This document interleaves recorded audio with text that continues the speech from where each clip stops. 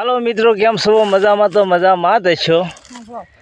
જો કે અમે ઝાર વાટવા આવી ગયા છીએ. અત્યારે વાગ્યા છે 11:30 અને તડકો તમે જોઈ શકો છો. છતાંય ભાઈ પેટ વાસ્તે વાટવું તો પડે જ તે મારા વાલા. પરસેવાના જો કે ટીપા જાય છે ભાગ્યા. આ ઓલું કહેવતમાં કહેવાનું છે ને, એની જેમ કે આ મહેનતના પરસેવાનો રૂપિયો હોય ને ભાઈ, એ ટકે, સમજ્યા?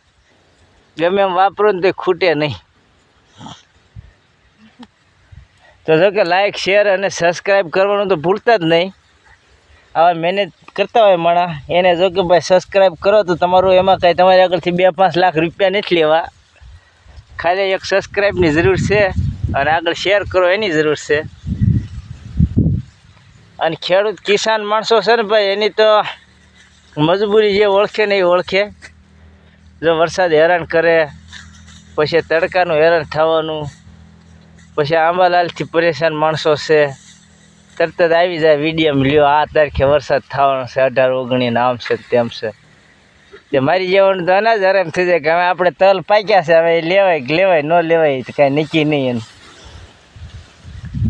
તો જો કે અમે ઝાર વાટી છે. અમારો ટાપ બહુ ઝાઝો છે પણ અડધા માણસો તલ વાટે છે.